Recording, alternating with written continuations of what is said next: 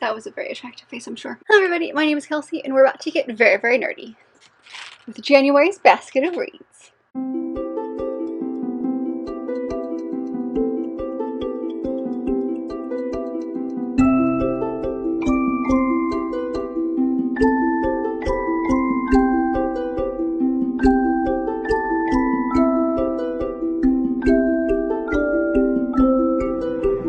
Pardon the Christmas decorations that are still up. I haven't taken them down as of recording this yet, so just ignore those. They'll go down eventually. So it is a brand new month and a brand new year, and we're going to be doing January's basket of reads picks. But with the new year comes some fun new rules. So a lot of the basket is going to stay the same, but I do have a couple of new rules to go over. So if you've never seen a basket of reads and have no idea what I'm talking about, do not worry.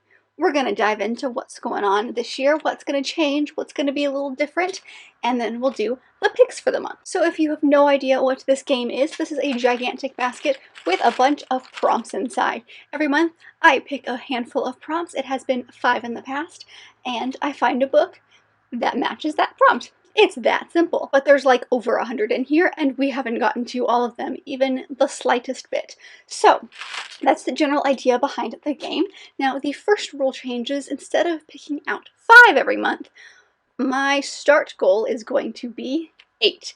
Now, it might change to 7. I haven't decided. We're trying out 8 because I have been reading quite a lot recently, and I think 8 is a fun, like, even number to go with. But if it gets a little much of a hassle and it's a little too much, we might bump it down to 7.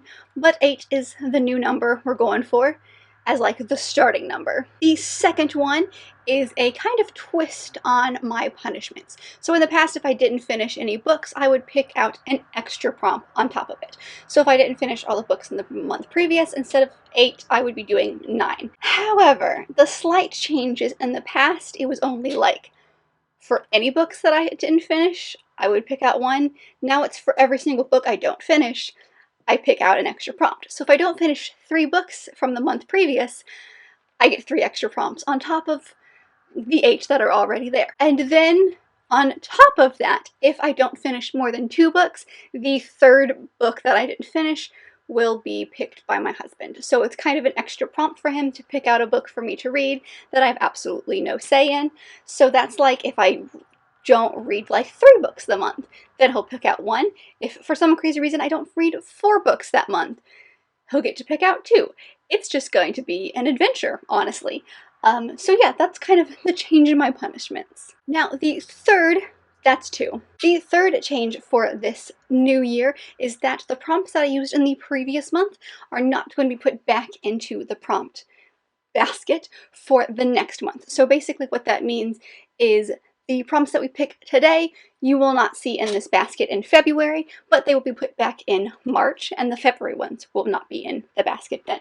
Try to give a little bit more variety so we don't have the exact same prompts twice, right back to back, and we get into some of the more difficult ones and get a bigger variety since there are so many prompts in this basket. And kind of similar to that, the 4th and last kind of rule change is that if I get the same prompt twice within, I'm saying 6 months because that has happened before, I have to add an extra prompt that month. So it's an extra thing on top of that to hopefully try not to get the same prompts over and over again. So if I do get the same prompt twice, I will have to choose again, so I won't be able to use that one, and then I get an extra prompt on top of that. But that is just a handful of the new rule changes that I'm gonna start this year. I hope that made sense. I don't know if it did or not, but those are some of the new things that we'll be doing. I'm sure it'll make sense as we go along. But because it's a new year, we are not going to have any punishments from December. We're just gonna like strike out December and start all over again. Also, I definitely didn't finish a lot of books I needed to, so this is just helpful for me. But because it's the new year, we're just gonna start with no new punishments, and we're gonna go right into the first pick. Pick number 1. It's this one, which is, oh, for goodness sakes. Oh, okay. Read a book not set in the US. The very first pick for the month was to read a book not set in the US, which is perfect because I actually really wanted to read The Bear and the Nightingale by Catherine Arden? Arden. Forgot her name for a second. This is the first in a trilogy that she has, and it is set, if I understand correctly, and Goodreads is also correct, it is set in Russia, which is perfect. This is a very wintry kind of book, and since January is technically still part of winter, I thought this would be a good January book to read. I have the audiobook of this on Audible, so I'm ready to go. I'm a little wary because it is a adult fantasy book, and I'm not really sure what I'm really getting into with this one. But I've heard it's really atmospheric, which is great, and I'd love to give her a chance because everyone seems to love her writing. I don't really know what this book is fully about, but I do know that it follows our main character who lives in a village, and that village is, I guess worships is the correct word, a bunch of small gods, and the father of our main girl ends up getting remarried to this woman who is very Christian, brings Christianity into the village, and a lot of these people stop paying tribute to these gods and believing in these gods. Now, these gods need said tribute to protect the little village that they currently live in, and because they're not getting it, dangerous things are coming to the village. So, that's kind of really all I know. I'm really curious to see how it's going to go. I'm really curious about her writing style, so I think I can get a physical copy of this from my library. We're going to see, but I do have the first book on Audible, so I'll be listening to the audiobook of this mostly, and I'm really excited. So I'm really glad that this worked because I wanted to read it this month anyway, and it is not set in the US, which is perfect. Number 2. That one feels good.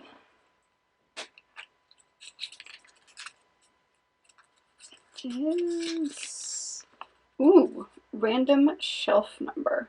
So the random shelf number is what came up, and that means I'm just going to pull a random number generator out, and I am going to generate a random number, and whatever shelf aligns with that number, we are going to pick a book from that shelf that I have to read. Now, I just counted it, I've already forgotten. So we're doing roughly about 20 shelves. That's not really how many I have, but those are like the primary ones. So we've got 1 in 20. All right, let's generate 1. Right here, this is shelf number 1. This is my comics, graphic novels, random shelf. So the only ones I haven't read are, I've got this first volume of Emma and these 2 volumes of my brother's husband. Everything else on that shelf I have read. Okay, the manga graphic novel shelf is the one that was number 1, and so from that shelf, although I don't have that many unread books on that shelf, the one that I've decided to go with is the first volume of Emma by Karo Mori. I'm sure I totally butchered that name, but this is the first of 9 volumes, I think, and it is a manga that's kind of set in Victorian England, and it's about a love story between an upstairs lord and a downstairs maid. So it's very like a Downton Abbey. One of you lovely people actually recommended this series for me, and I finally got a copy of the first volume and am invested because it sounds amazing. It sounds like my thing, and I am so excited about it. So this is the first volume. It's very short. I'm sure I will get through it very quickly. But I'm really excited. I've been wanting to read this for such a long time. So, yay. Number 3. Let's the bottom. Some new ones. Oops. This one sounds like something that might be good. It is read an ebook.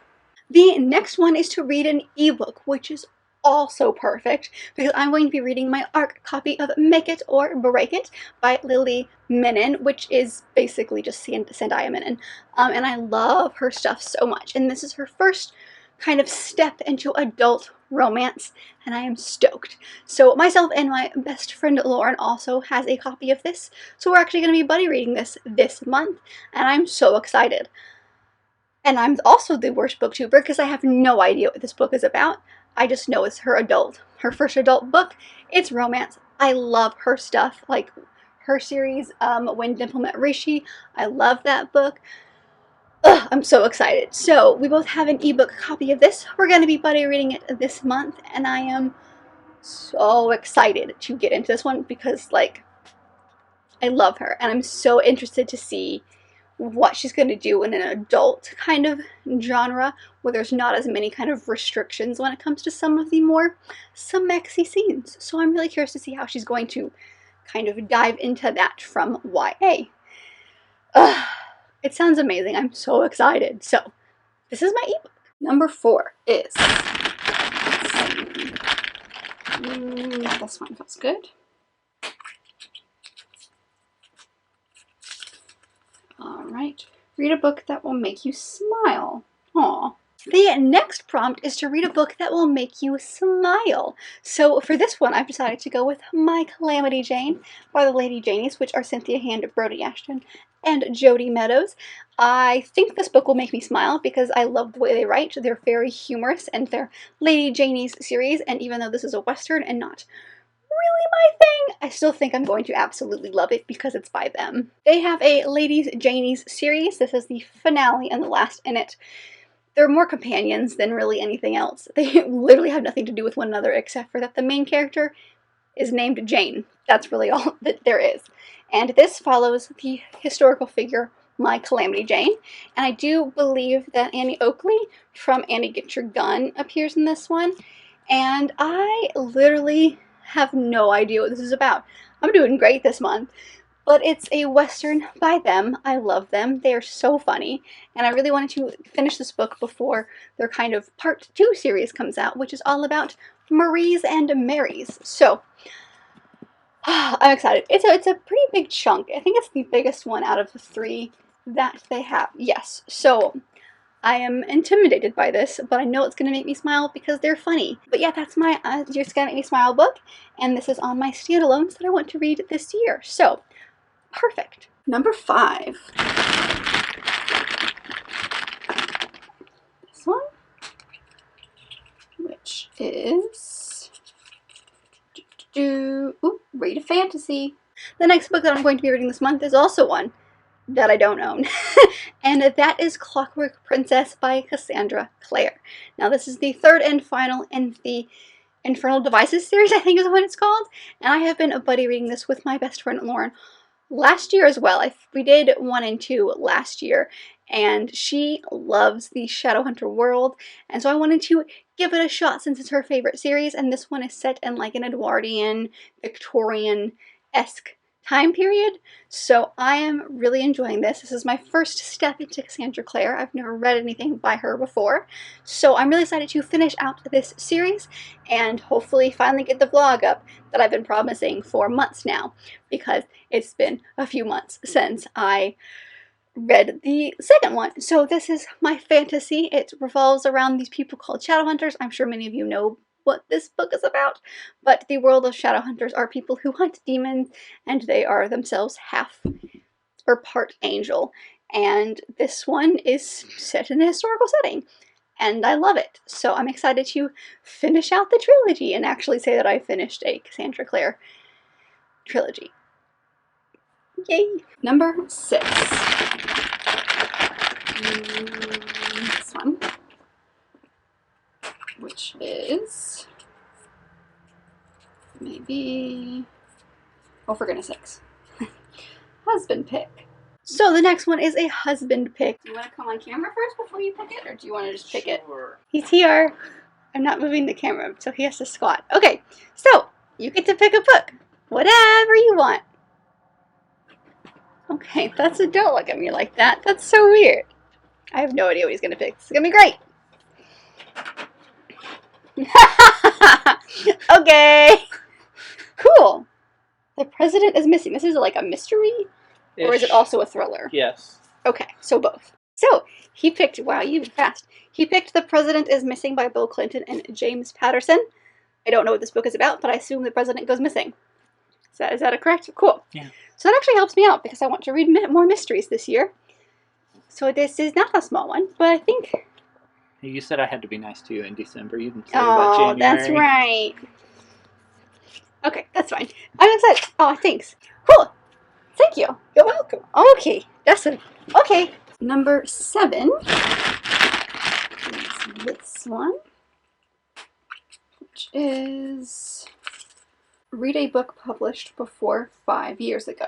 So the next one is to read a book that was published 5 years ago, which basically means in, what did I say, 2016, 2016, or before. So I'm going to be choosing Among the Janeites by Deborah Yafe, which came out in 2013, I believe. This is a nonfiction book about the fandom that surrounded Jane Austen. I was correct. It is 2013. And I am excited about this. This is on my standalones also to read. Actually, no. My Calamity Jane was on the sequels and series continuations I want to read. This is on the standalone list that I want to read. It's a nonfiction surrounding Jane Austen. Need I say more? Because I feel like that's my brand now. But I'm so excited. Yay! And number 8 is this one, which is... Ooh, Parent Pick. So the next one was Parent Pick. So we are going to give my dad a call real quick. I'm going to plop him up here as I screen record him. And we're going to see what he says. He's had a little bit of time to think about this. So we'll see what he came up with.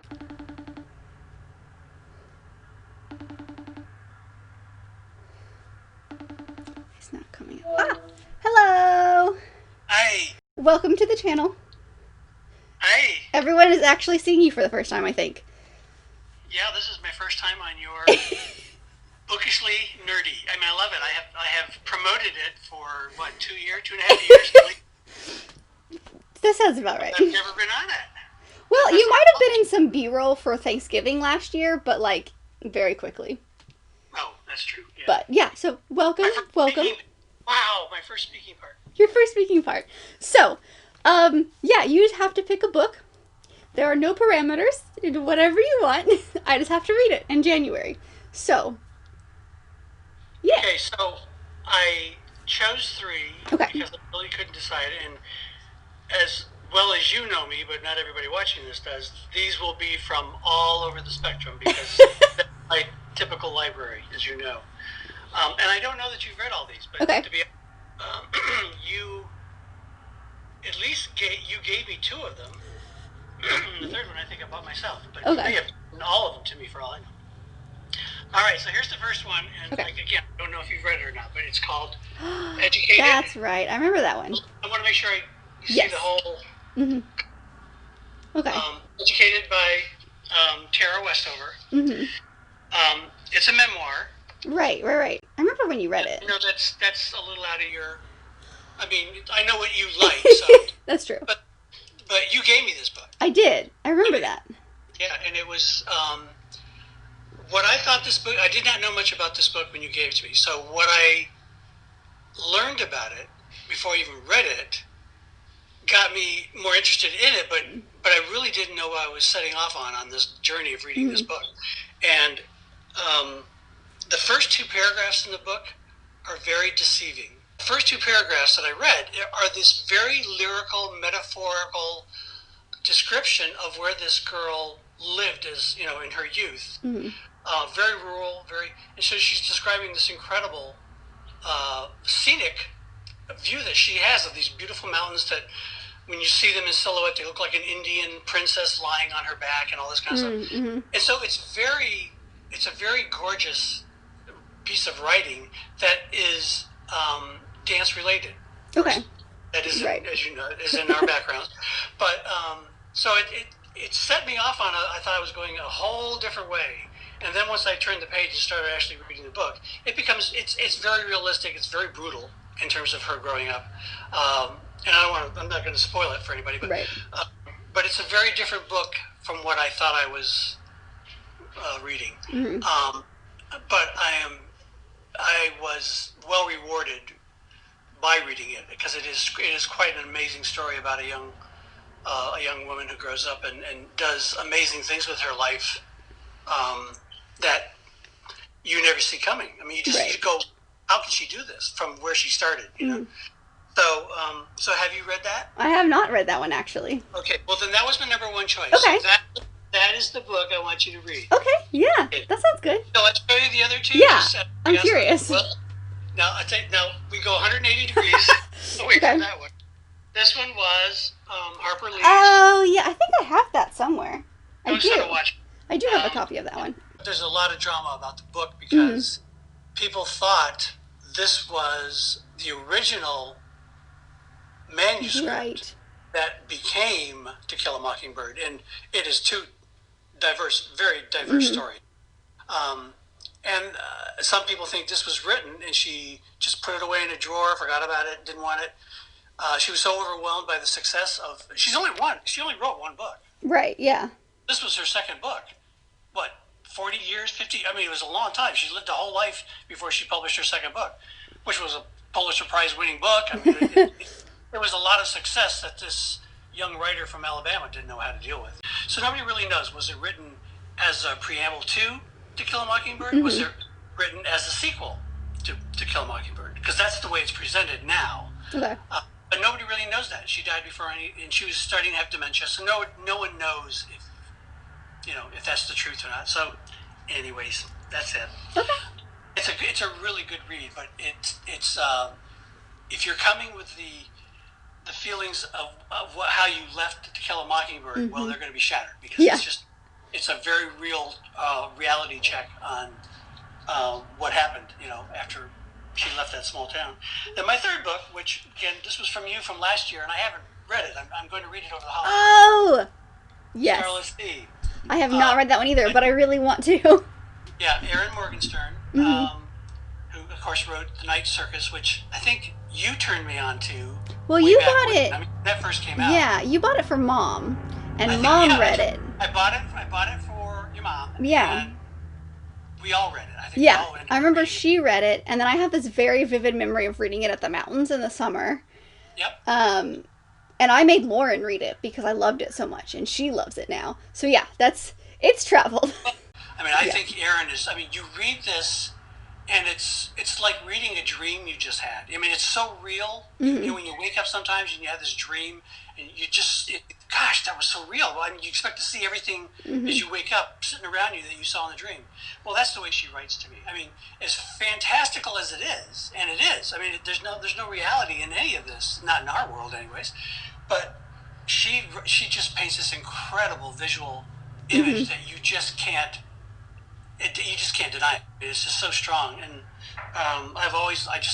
that's why I thought The Night Circus was just an amazing book, one of my favorite books, because you get the feeling that you are envisioning exactly what she wanted you to. Right.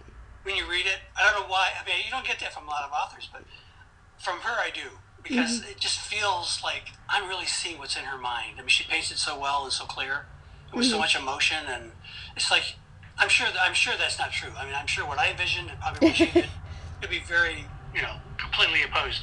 But you walk away, you're thinking, wow, I really get it. I see her world, and I can imagine it, and I can just slip right into it. Just turn the page, and I'm there. So I was excited. You wrote another one. So this is my next read. Okay. So if you get through Educated, you want to do another one, then do this one. Okay. So those are my three books. Okay. So we know now Educated is the one you're going to read. Yes. Sounds good. I'll be really excited to hear how you take that book, because I mean there's a lot in it. And then I actually went and listened to her talk. I googled her. She does some wonderful blogs, and she's done a couple of live interviews and things when the book first came out. And she talks as well as she writes. She is an absolute genius the way she sees life. So I would highly recommend anybody who reads it go Google her and listen to her talk about that life in that book and the process of writing it, because it's equally as mesmerizing. So, okay. Cool. Anyway. Awesome. Well, thank you. Well, we made it through. We made it. Awesome. Well, thanks for joining. Yep. Have a great rest of the show. Thanks. Yay. All right. Love you. Okay. Love you. Bye. Bye. So, Dad picked Educated for me, which is actually a book that someone at my news station pointed me to because they know that I like books. And oh goodness gracious, I'm gonna have to charge this phone. And I thought Dad would be really interested because he's in education, and he was, and what he said about it was fascinating. So I'll see if I can grab his copy, actually. That would be great. And he picked Educated.